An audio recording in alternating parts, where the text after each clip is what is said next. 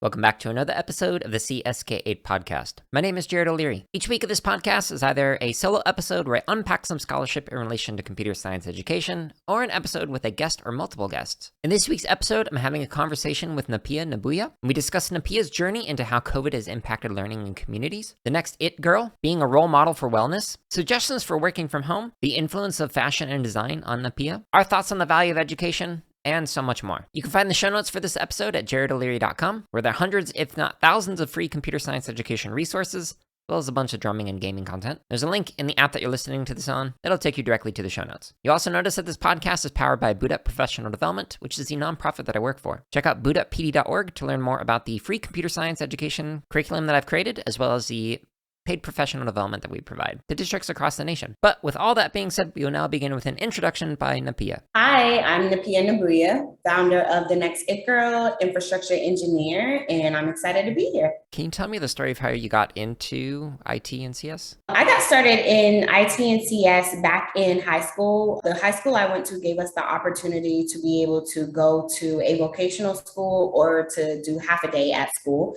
I chose the vocational school, and from there, they gave us a few options of certifications that we could get, different courses that the vocational school offered. One of them being Intro to Computer Video and Graphics. A few others were masonry, cosmetology, nail tech, electrician, different things like that. My interest was around computer video and graphics. Up until that time, I was always playing with computers at my house, doing little tedious things with my computer, the house computer at the time when we were still using dial-up.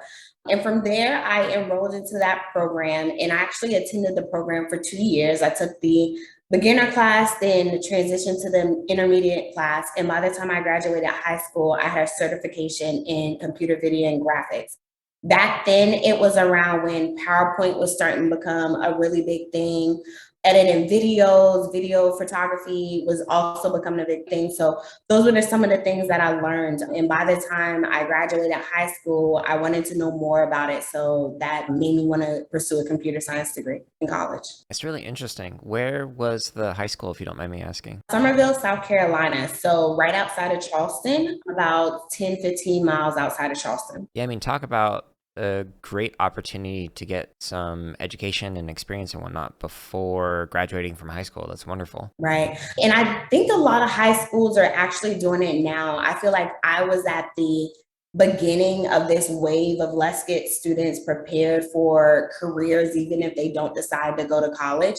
I know little cousins that, are pursuing just different opportunities in high school, being able to get credits, that they can apply to college or getting more certifications by the time they graduate college. So I think schools are doing a better job now of preparing students for both options if they want to go to college or straight into the workforce. Yeah, I know it's a little weird for me to say it because of how long I was in school, but I am a huge fan of not going to college for a lot of people. You can do so many cool things, so many careers, so many hobbies, whatever, by going and continuing education outside of the university and collegiate level and whatnot. Absolutely. I'm realizing that now, and it's just we didn't get that opportunity. I graduated high school 12, 13 years ago now. So college was your only option, right? We didn't know anything else unless you were going to be a mechanic or, just a blue collar job, especially in the South. You don't hear about just these amazing opportunities.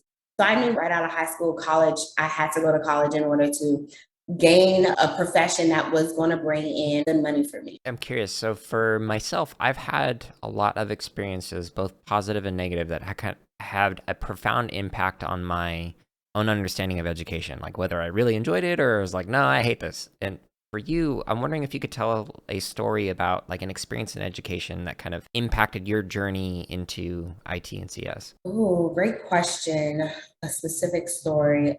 We were tasked with a project during the computer video and graphics course. And side note, our teacher was phenomenal. Like I said, with PowerPoint, slideshows, Adobe during that time. I don't have a specific story, but she really challenged me to pursue learning more about the graphics outside of what she was teaching.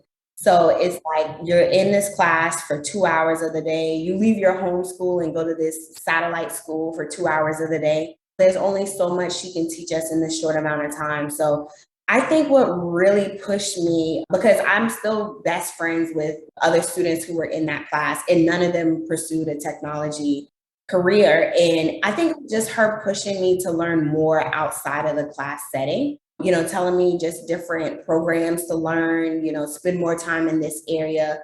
And I want to say that was my ultimate push because I'm from a family where nobody else are engineers or are in technology. So seeing just her representation and I guess hearing that push from her just really pushed me into it. Yeah, and the way that you framed that in terms of like the importance of learning how to learn because you're going to have so many opportunities outside of when the teacher is there. That's something that would sometimes frustrate kids when I work with them. I'd respond to their question with a question, and then they'd be like, "Why don't you just answer my question?" I'm like, "Well, what are you going to do if I'm not there to answer your question? Like, how would you figure this out? Let me help you do that." Right, right. And I think that's what she was giving me because even though a lot of the projects were in class, this is before like everybody was having laptops, right? So you had to have a desktop computer at your house to continue learning about what we were learning in class. And we had a desktop computer home that I just spent so much time on. And every time she would just introduce a new concept, I would be home working on it after that. I have this high school box in my mom's garage right now. And I just think about, pulling little projects that I did out of there, just simple stuff that we would think is just super small to us now, like creating PowerPoint slideshows or editing videos, which everybody can do at this point. But that was a big deal back then. Yeah, and it's interesting to reflect on for myself, like the advantages and privileges that I had because I had access to technology at home. And then when I see some of the kids who are like super passionate that I worked with, like in the CS classes, where they're like, all they want to do is just like code in whatever platform they were working on. But then when they get home, they didn't have that opportunity because they didn't have a device. This was like before COVID. But then other kids who did could like go home and work on stuff on the weekends. And so it definitely had like an impact on equity issues related to that. Not to jump ahead, but where I am a big advocate of with our organization, the Next It Girl, we get asked all the time, who's our target audience? Is it middle class students? Is it underrepresented students, low income students? And I'm like, it's everybody. Everybody, I want every young girl to be able to have this opportunity of exposure and, how they are able to get that. We want to bridge the gap in terms of you don't have wireless internet, let's get her a MiFi. You don't have a laptop, let's get her a loaner laptop. I just don't want it to be a barrier in between these kids having access to education. I'm curious, because of COVID, the device and internet access has kind of, from what I've seen, changed for the better for a lot of kids, especially in like rural and low socioeconomic communities. I'm wondering if you have noticed that as well, if kids are having more access to devices and internet at home now because of recent developments and whatnot. Yes and no. Yes, with the virtual learning, every kid had to have a laptop or school issued a laptop. I guess a lot of schools were seeing just the risk of kids being able to use home devices, just the threats among security. So I was very happy to see that, or kind of curious, like, oh, where did all this money come from all of a sudden to provide every student with a laptop, right? Yeah. On the downside of that, I see that at the end of the school year, now all of those devices have to be returned. So from August to May, it's great. They can have these devices. They're limited to what they can utilize it for. I will say we had an example of this. I want to say this was last summer because we've been doing virtual learning for our organization for this is our third year doing it now. And they had restrictions on using the USB port. So we gave the girls different devices that they needed to complete, their summer camp. And we would get errors, completely disabled USB ports. They couldn't utilize some browsers that the software we were using needed to be, it was only required through that one browser. So at the end of the day, I am happy that they are getting these resources, but then I also see the downside that it is for a limited time only. And also, it's not fully functionable if they want to do other things outside of whatever their school district makes them use it for. That is such a good point. I hadn't ever thought of that. honestly. So like when I hear about the discussions, it's like devices and access to the internet. But yeah, just because you have access to the internet doesn't mean you have access to all of the internet. It doesn't mean you have access to all the capabilities of the device. Yeah, it was really hard the first year we did virtual learning for the summer camp. It's because we were all experiencing it at the same time at first, right? It was a first for everybody. So thinking in our head as an organization, like, oh, they have devices, it's cool, they're doing their schoolwork on it.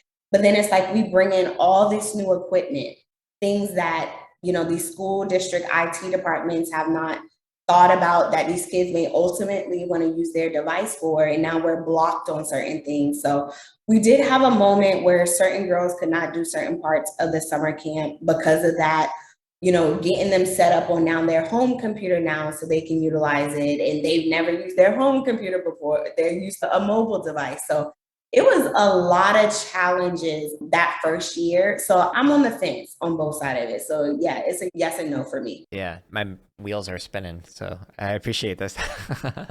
You're welcome.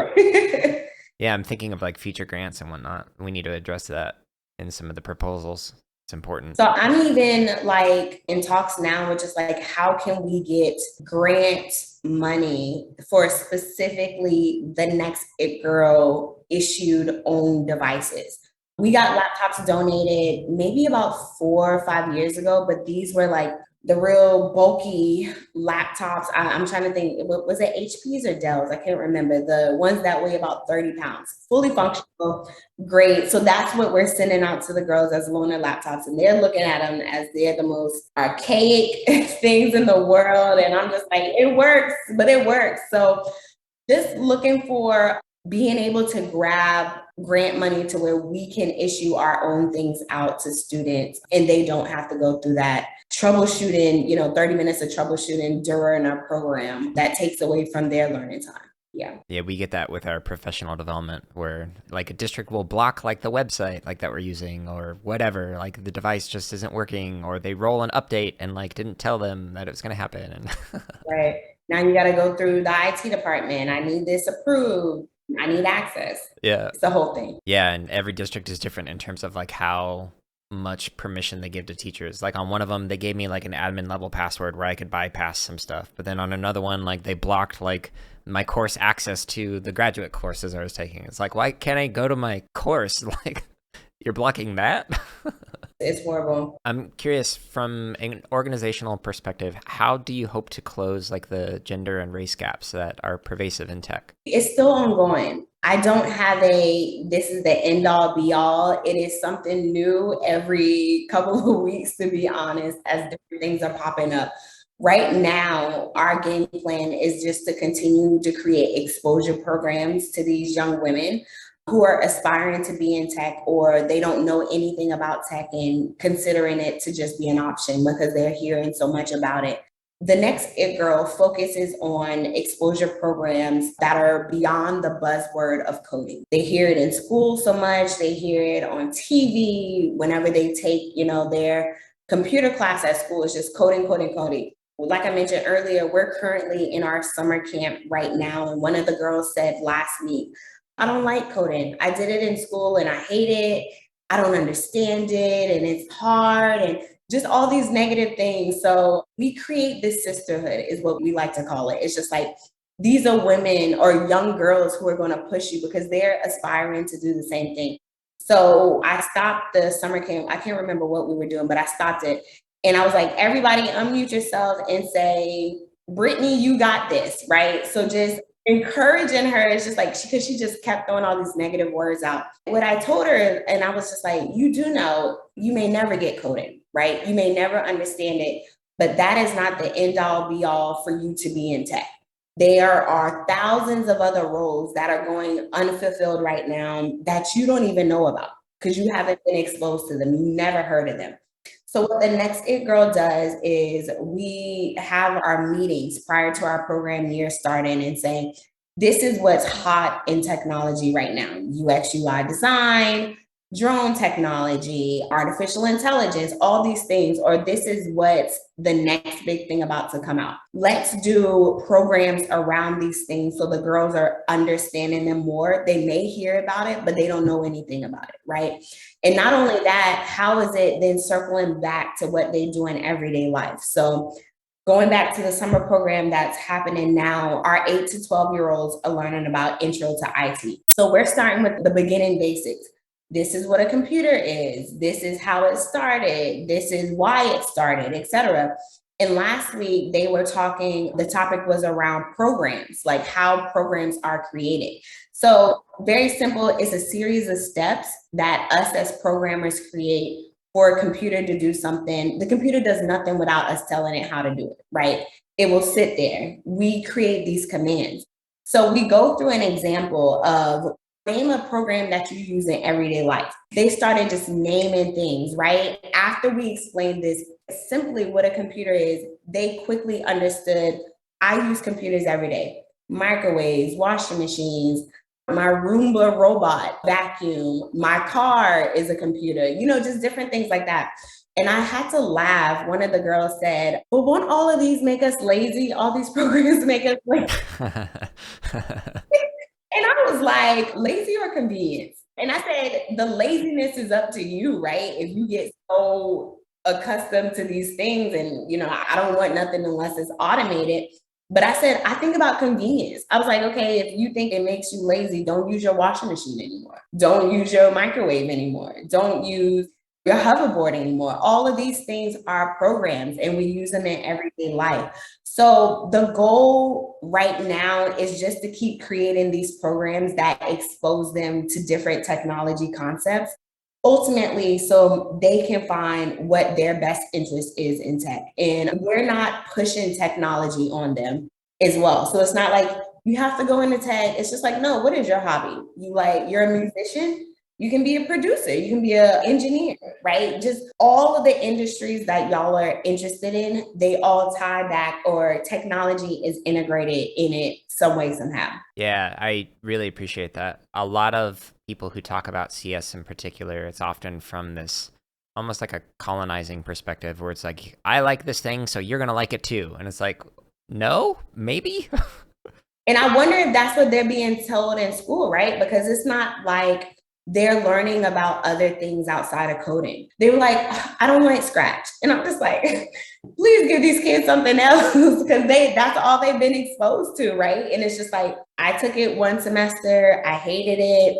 I don't want to do it. Yeah, in my own classroom, the former classes that I worked with, they had several options for platforms. Like, hey, if you're interested in games and stories, maybe Scratch. If you're interested in music, Sonic Pi is great for that. If you're interested in art, animation, Khan Academy. If you want to make an app, cool. Swift, Xcode, like, here you go. What do you want to explore? And then kids appreciated that because they actually got to like take what they're interested in and explore that, as opposed to me saying, hey, you're going to make this thing that I'm passionate about that you might not care about. I wish that was discussed more in school, but then I also know it's a barrier for what the teachers can teach as well. Because a lot of the times, whoever is teaching that Scratch class or whatever the coding class doesn't have any computer science experience. They don't have any technology experience. They're just giving teachers the curriculum and they're just word for word reading it to students. Yeah, which kind of brings me to another question that I have. So whenever I prepare for like podcast interviews, I'll read just like any kind of media that I can find on a guest, just learn more about them and the organizations they work with. But something that stood out was like the mentorship that you offer for kids, especially with your focus on like wellness and holistic health.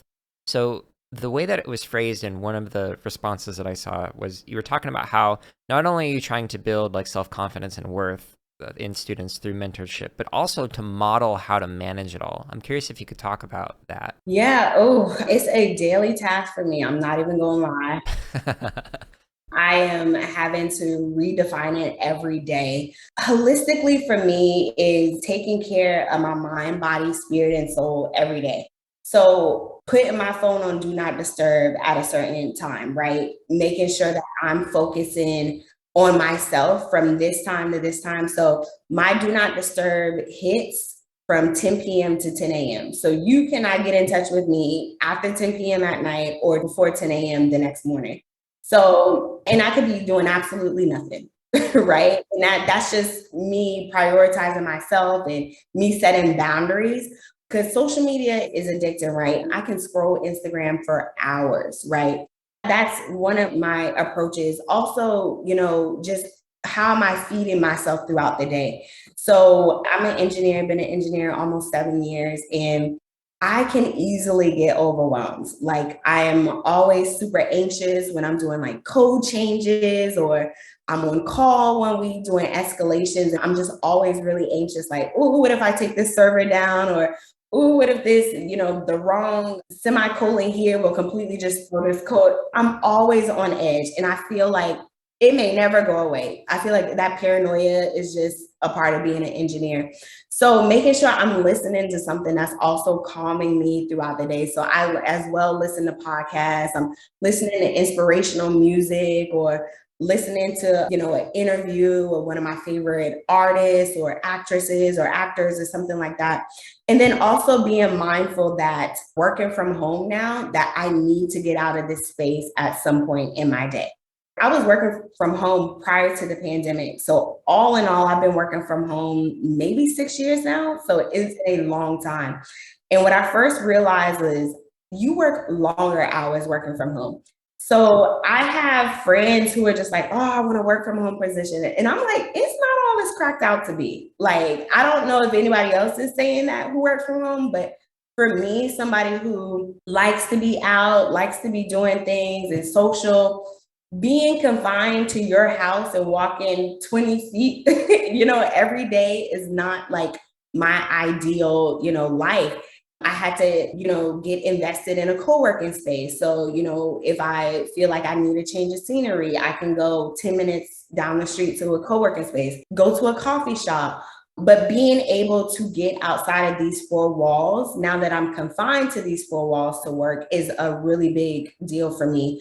So if I do decide to stay home working one day that I'm leaving, I'm going to the gym, I'm, going to run some errands. I don't want to do food delivery one day. I need to get out. I'm one of those people where I thrive from sunlight. So I need to make sure that, my body is getting in that vitamin D, every day if possible. So those are just different things I do. And drinking water. I love water. I am not somebody that drinks a lot of juice. I don't drink soda. So keeping myself hydrated, taking vitamins, juicing, smoothies. That is my holistic approach in wellness that I also like to tell the girls as well, because if I don't feel well, that translates into my work as well. Yeah, and the connection between just like mind and body. I don't think people realize that and focus on that enough. Like the reason why I work out so much and the reason why I drink smoothies as my breakfast and lunch, it's like vegetables and fruit and whatnot. And the reason why I do that is because it has a profound impact on my mental health. And as somebody who suffers from like chronic depression, I need to make sure I monitor that because otherwise it could spiral out of control. So I try and avoid that. I know. And I was just having a conversation with a friend and she told me she doesn't take vitamins. And I was like, what? I was like, you need to take, why don't you take vitamins? I feel when I have I've ran out of vitamins and I have not started taking, I know exactly when I'm not taking vitamins. Like I feel it immediately. So it's just little things. And I miss the in-person connection, but then I'm also finding how to adapt to this to where I don't feel like I need to be back into an office to thrive as well. So like you said, drinking my smoothies, I was just telling, some friends, we all roller skate, like let's go roller skating at Piedmont Park this weekend, just different things like that. It's my way to decompress and then also a way for me to still enjoy myself and not get tiresome.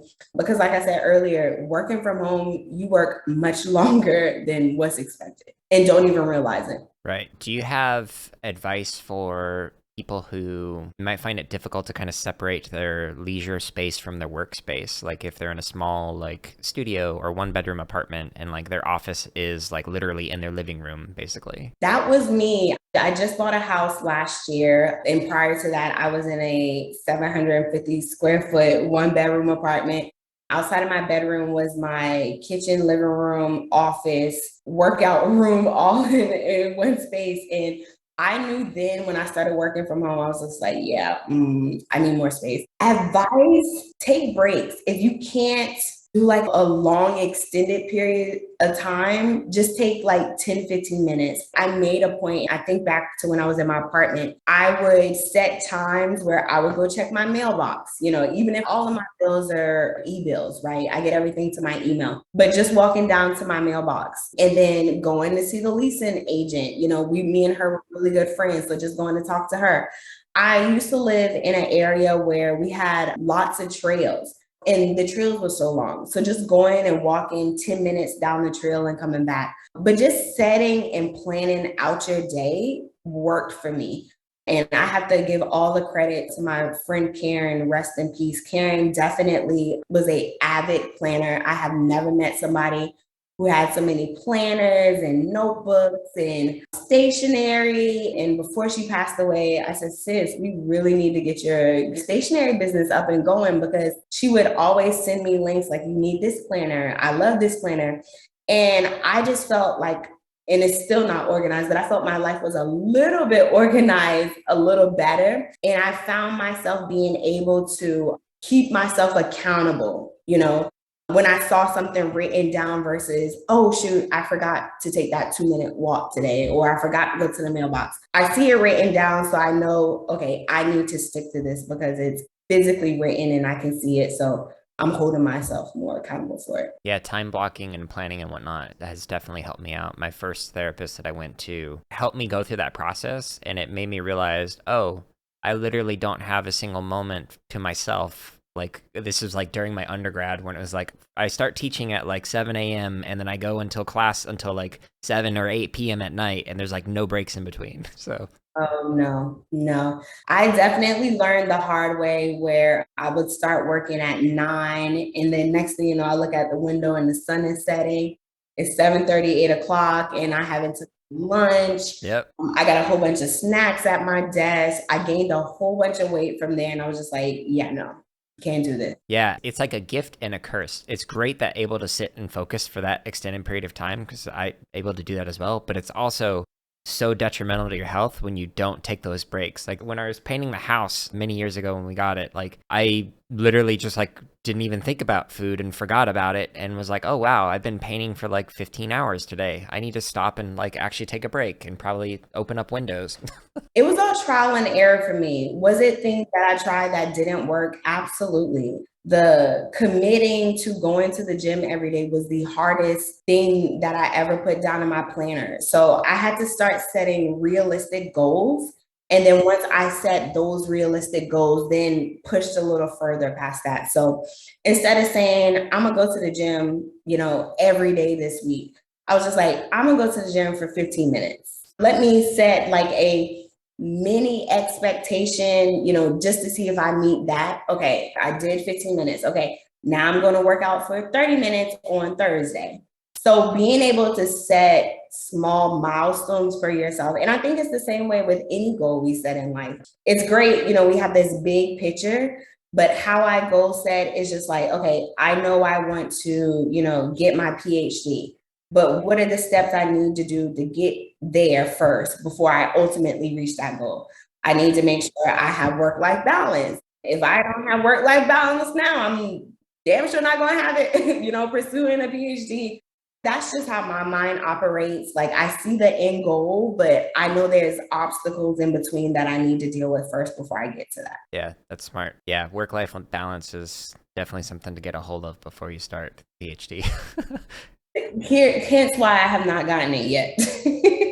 Yeah, give it time, plan for it, and then it's worth it in the long run, but it's a lot of work. Yeah, well deserved, I tell you. I'm curious if we zoom out. So like when I was looking at the different materials like on your website and whatnot, like it seemed like tech, wellness, but then also fashion and design was kind of another pillar for you. I'm a self-proclaimed it girl. I coined that for myself. I was a teenager.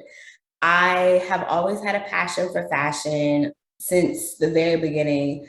I think it comes from both sides of my family, my mom and my dad's side. I'm Nigerian, so if you know anything about Nigerian culture, we are extravagant in everything that we do, from our small birthday parties to weddings to funerals. Everything is just a celebration. And that is also reflected in what we wear as well.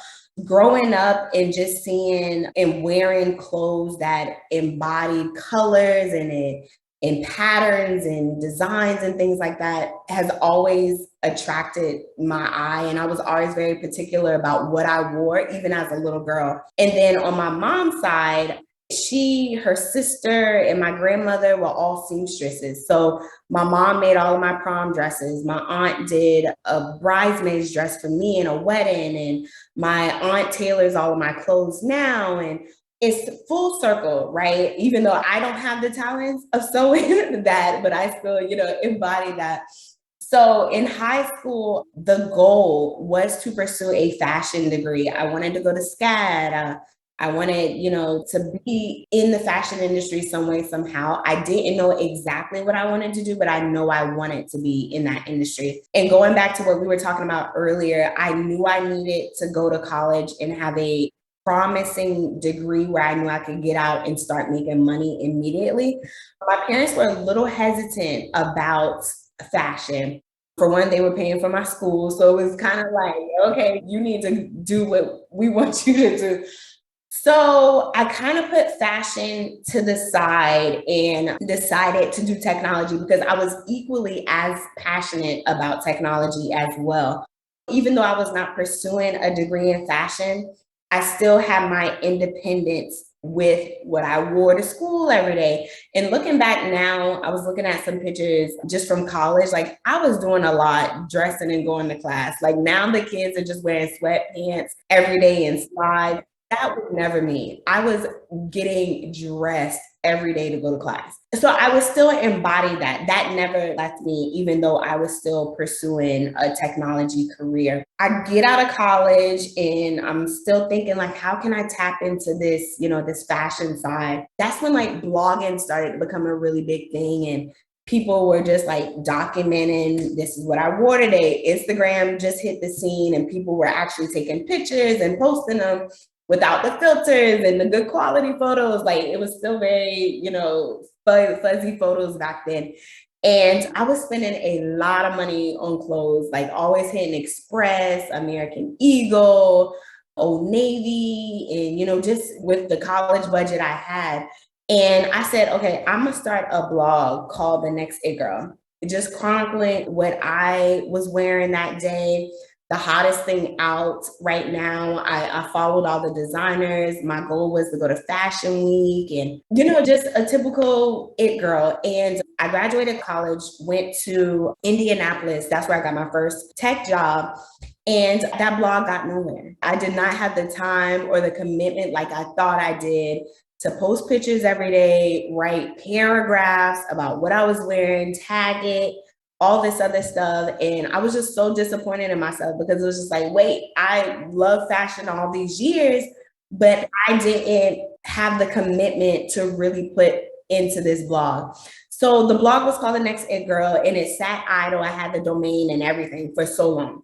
I was at a point in my life where I was just like, God, what is my passion now? Because I felt so defeated, like that I thought fashion was just gonna, this fashion blog was gonna be it for me. I always say God really revealed it to me because I was like, what am I supposed to be doing?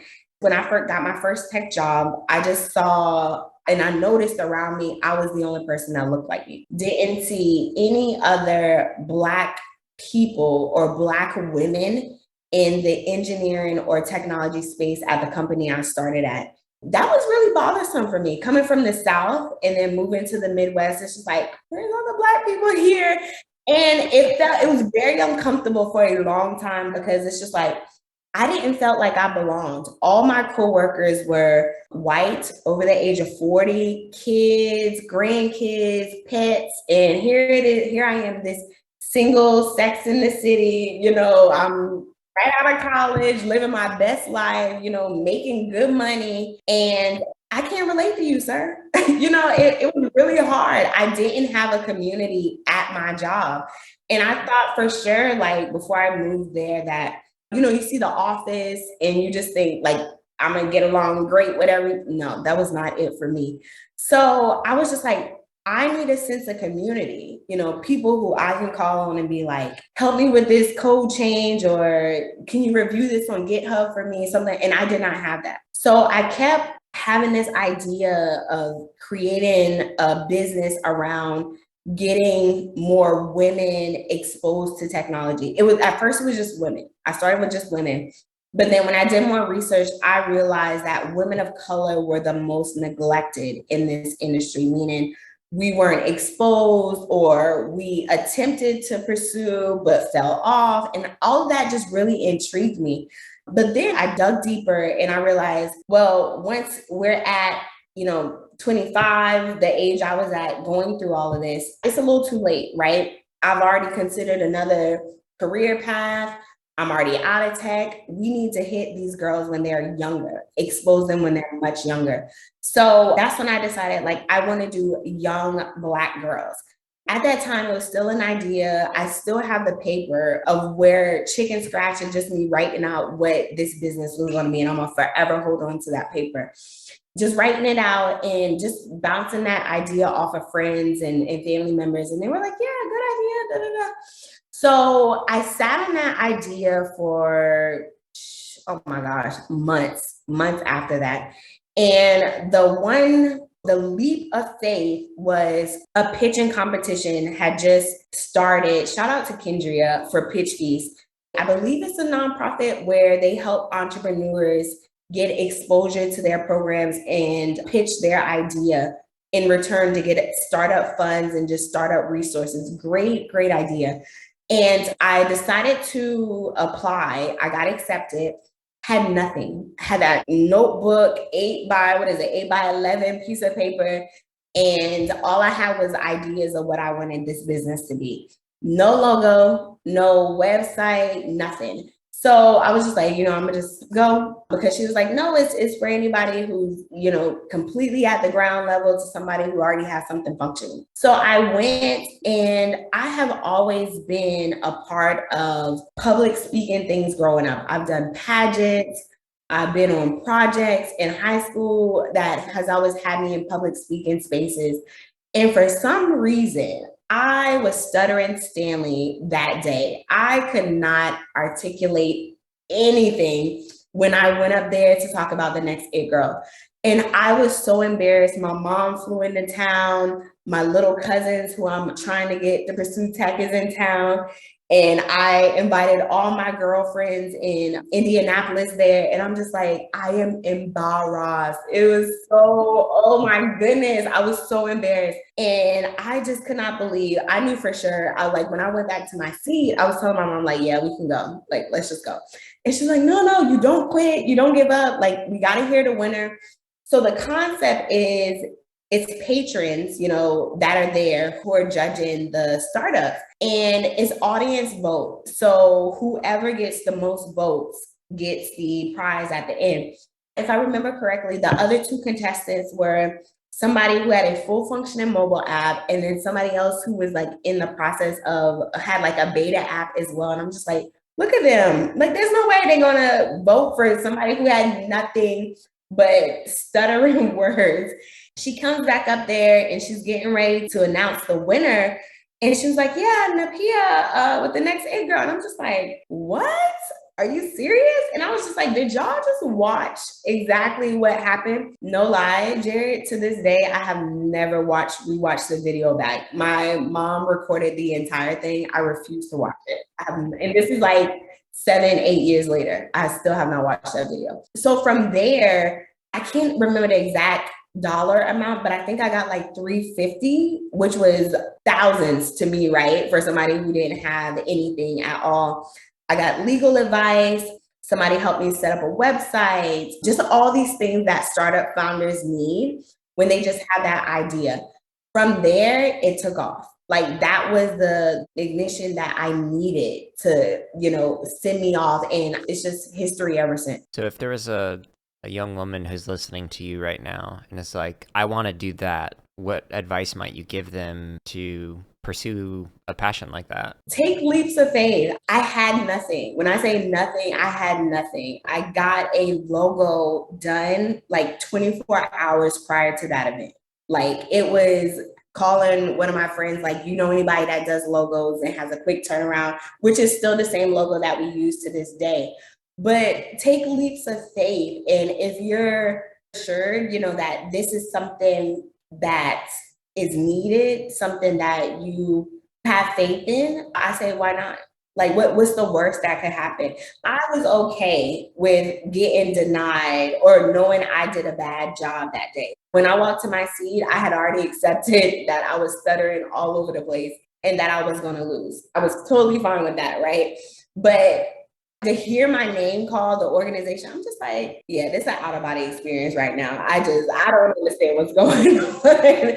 I'm not one to say, like, have that much faith in yourself, because sometimes it does take people around you to see something that you don't see. And I didn't see that, right? I knew the idea that I had, and I knew the impact and just the meaningfulness that it would bring to so many people. But I needed people to continuously speak life into me and speak life into this idea for me to pursue it. So I'd also say community. Make sure you have a strong community around you that's, you know, still pushing into you when you want to give up.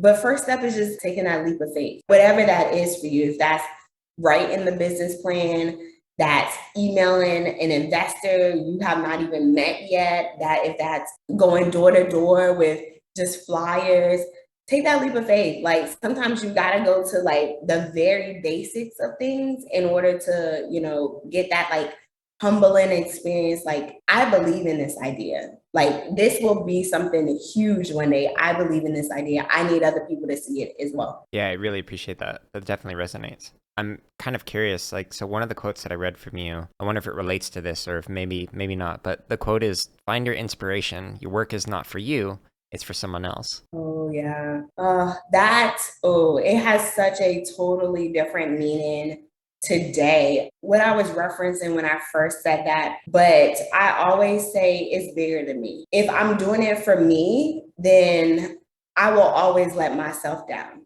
right? I get denied a grant tomorrow. Oh, well, it wasn't meant to be. Or, you know, we don't get full registration for a summer class. Oh, we can just cancel that summer workshop now.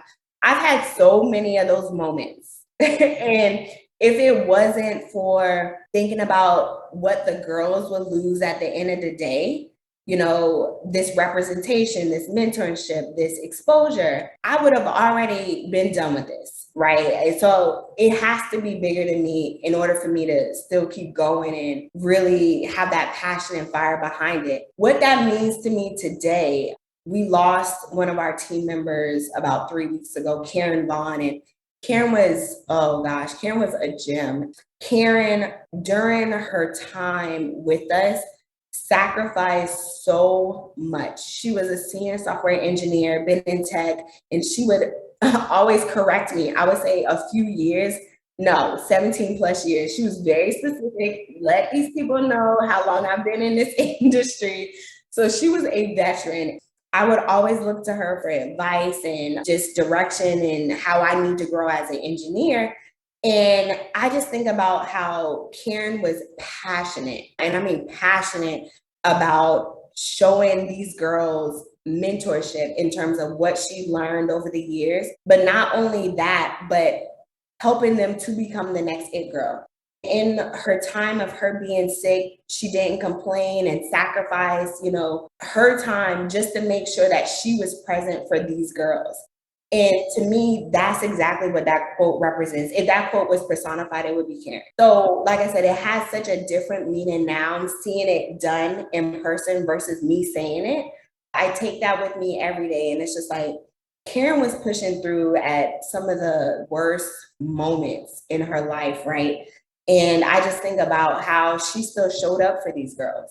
She was still present for these girls. She scheduling things through her own, you know, personal schedule outside of, you know, anything that we had going on. And I would always tell her, we would be on breaks for the organization. I'm like, Karen, we aren't on break. We are not working. Like, can we rest? And she's like, I know, but I have these ideas and I just need to get these ideas out. So she was always thinking beyond herself. At her memorial, the preacher said, the goal is to help somebody else. And that's what Karen did. So that quote is Karen. it has such a greater meaning to me now. Yeah, thank you for sharing that. I appreciate that. It definitely resonates with my own approach. Like all my career decisions have been like, how can I increase the impact that I'd like to have on the world, or even some of the volunteer stuff. Before COVID, I was a team lead for Habitat for Humanity, so like helping build houses and whatnot for people who couldn't afford them. It's nice to be a part of nonprofits in particular, where you're able to focus on helping other people. I think about what, even career wise, that's ultimately my goal. Every time I'm like job hopping or looking to grow my career, it's just like, does this business do anything that I would say I'm passionate about at the end of the day? Or am I just working here just for a paycheck? Like, do their solutions or their services have a greater impact beyond the CEO, getting more money? Like, what causes do they care about, things like that. So I'm really big on that now and at this stage in my career. How do you kind of like iterate or practice your own abilities, like to get to the next stage, whether it's like as like a mentor or in tech CS educator, however you want to conceive of that question? So one thing I said to myself prior to me starting the next It Girl, I was a heavy advocate of being volunteers for other organizations. Once the next It Girl started, it became increasingly overwhelming to where my time had to be fully into the next It Girl. But that's quickly when I realized, okay, we need a team now. So being able to bring other passionate individuals who care about the same things, seeing more young girls of color in tech or STEM or, whatever it is that relates to our mission, I still want to give back to other organizations, because just like we're in need of volunteers, desperately another organization is as well. So I make a point to, even with COVID, virtually volunteer or virtually participate and give back to another organization.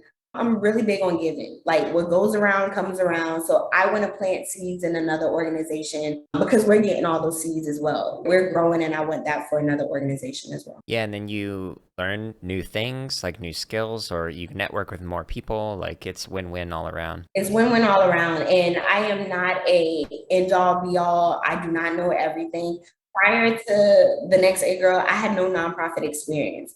And it's crazy to me when people come and ask me, and I'm just like, I still don't know. Like, we are literally going through this together every day. It's something new every day. So I'm learning from y'all who have been in the industry for years. This nonprofit's been around 30 years. And I'm just like, help us, we need this help as well. So I feel like that's how I grow as a founder.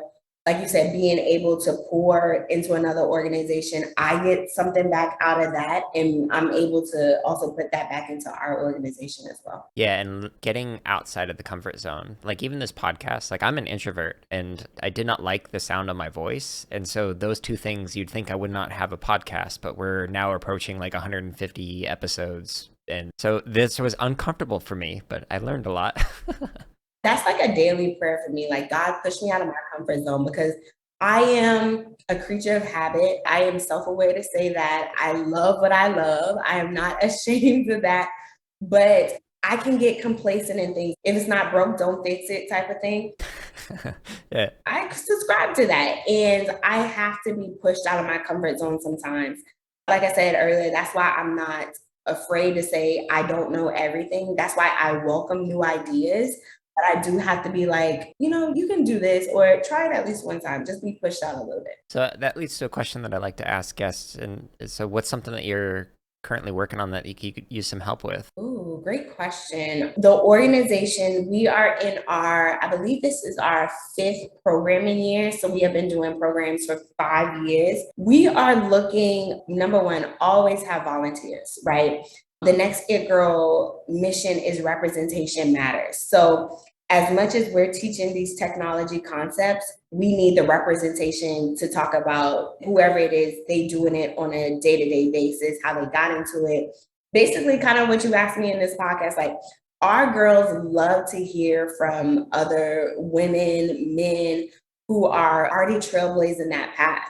I think it's a great moment to step away from the curriculum and just be like, hey, I'm a UX UI designer by day. This is what I did to get in the industry. This is what you need to know to get in this industry. I think that's what fuels the girls even more. Like, I'm actually seeing somebody who does it. So many great connections have come from that, having guests, volunteers, and speakers come on during our programs.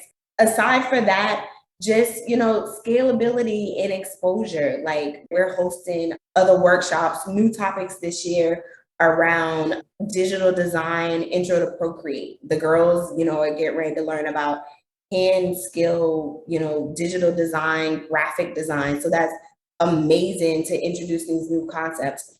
So we're always looking for volunteers. However you think your skills can be utilized within the organization, we'd be more than happy to have you. Okay, so what do you wish there was more research on that could inform your own practices? I think around the demographics, racial disparities in technology, but being able to bring research on where the disconnect in certain demographics are for technology to be exposed. So why the same opportunities are not in Chicago public schools, but are in the Chicago suburbs.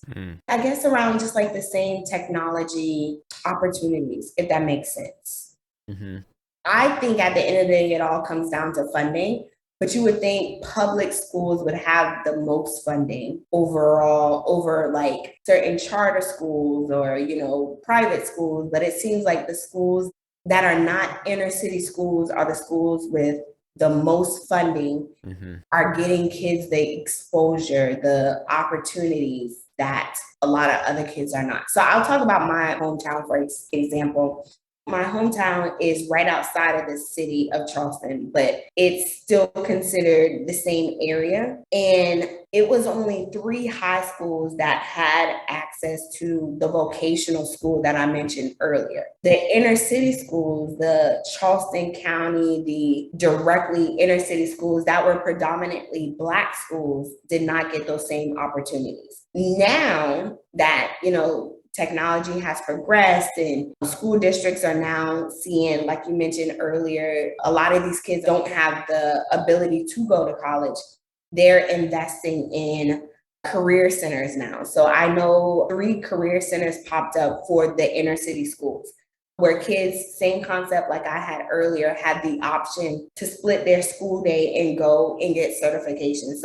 But I had that opportunity 13 years ago. These kids are now just getting this opportunity within the last 2 to 3 years. So I think research around that is important because a lot of inner city schools are definitely behind, but how can we as founders, researchers, how can we bring awareness to this, show these statistics in order to get more availability to them, if that makes any sense? Yeah, it definitely makes sense. I'm gonna do a improv strategy with like a yes and to say, yes, I love that. And we should also focus on the pedagogy differences between the two places. And the reason why I say that is because I've spoken with some people who, when working in suburban areas, they will often use pedagogies that focus on creativity. Let's just have fun creating, making interesting things. But then in inner city schools, I've heard some people use pedagogies that I'd consider to be very problematic because the focus was on obedience and following directions. And that does not sit well with me, in my opinion, and probably doesn't sit well with kids. So even if they do have access to tech, they might be taught in a way that makes them go, why would I want to do this? This isn't interesting. Yeah. Ooh, that's good.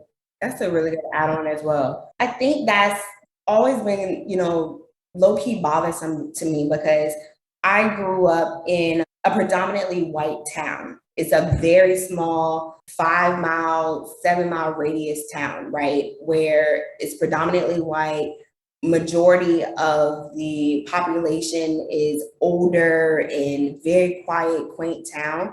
And I had that opportunity so long ago. And as the organization is expanding and we just planted a chapter in Charleston and we're getting this, hey, this new career center just opened. Wait, just open? I had that opportunity, 13 years ago. Why did it take 13 years later for the inner city school to get it as well? Yeah, that's a good point. Yeah, if anyone happens to know any research that might assist, then please feel free to reach out to us and let us know. But Yes, I'm all for it. If I ever, pursue a PhD, that would definitely be my topic. are there any questions that you have for myself or for the field as a whole? It's a two-part question. How do you feel about the state of technology now, and how do you feel about the alternatives available for not getting college degrees to get into technology? So for CS, I feel like we're in kind of like a weird space where, let's say maybe even 10 years from now, this isn't going to be as big of a problem. We're coming at this from like two ends of the spectrum in that we have teachers who are now learning how to code and learning what computer science is. They've never done it before, and we're working with them. And they are teaching kids who are now starting to learn this. But then somewhere in the middle, we have students who are becoming teachers who have never experienced code, and they're like just now graduating. But 10 years from now, like that is going to be few and far between. Most people will be like, oh yeah, I remember when we did programming in second grade, and I've been doing it ever since. And so it'll be much more commonplace. They'll know what it feels like, looks like, etc. But we have this weird, like, we need to provide professional development, like the nonprofit that I work for does that. But then we also need to provide pre-service education to help. But then everything we do now is going to need to scale more down the road because, okay, right now we can often assume fifth graders don't have experience. So we just teach them as if they're brand new to coding. But what about if they had several years of coding experience before that? So it's kind of like this weird, the field as a whole, if we're at like a 7 on a scale, we're going to just have to keep every year moving up and increasing like what the expectations are. But then how do we take into consideration locations and like communities that don't have access to CS still? And like it just kind of increases that divide. So I don't know if that kind of answers the first part of that question. We're in a weird space. I agree. I think we are as well. So the second part, the alternatives, like I know it's weird coming from somebody with a PhD, but like college is often overrated and there's a lot of like wonderful things you can learn even on YouTube, like or Udemy or whatever. You've done all the college you could done at this point. So that is a big coming from you.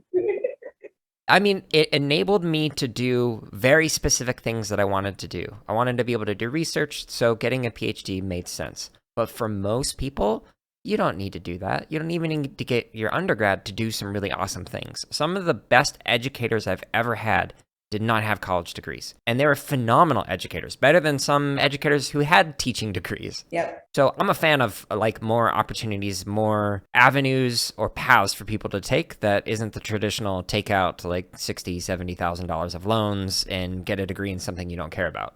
Yeah, I agree. I wish the alternatives would have started back when I started college, because it's just like, dang, look at all these loans I have to pay off now. Kind of similar to what you just said. I think I got what college did for me. I understood the why behind it versus just learning the concepts of how to do something. So I understand the textbook of what computer science is on the logical standpoint of it versus just seeing and being taught how to do something. So I feel like you get the best of both worlds in college versus when you go to a boot campus. This is this one skill. We're going to learn HTML, CSS. So I think that's the benefit of college. But then again, for somebody who I knew to be in this field immediately, boot camp all the way, certification all the way. Yeah. Yeah, and for like I had a lot of students who were just amazing people, but really bad at school, or they just didn't have that, why should I do this? So they failed a lot of classes. So how are they going to get into colleges? And there needs to be other opportunities for them. Or what about people who decide down the road, oh, I want to actually go back to education, and college might not be the path for it. The more the merrier, in my opinion. Absolutely. So then the last question that I have is, where might people go to connect with you and the organizations that you work with? Yes. So anything regarding The Next It Girl, you can find us at www.thenextitgirl.org. And we are at The Next It Girl on all platforms. Please keep up with us. We have our programming year just started 2 weeks ago. So We are releasing dates of upcoming programs. So like I mentioned before, volunteers, we are always looking for representation to be a part of our programs and just engage with our girls as well. Like I said, if you think you have a valuable skill that can be translated into the organization, I'd love to have a chat with you as well. And with that, that concludes this week's episode of the CSK8 podcast. I hope you enjoyed this conversation with Napiya. I certainly did. And I hope you consider sharing a review or sharing this podcast with somebody else who might benefit from listening to it. Friendly reminder, you can find the show notes at jaredoleary.com, as well as hundreds, if not thousands, of free CS, drumming, and gaming resources, because I like to create a lot of content. Stay tuned next week for another episode. And until then, I hope you're all staying safe and are having a wonderful week.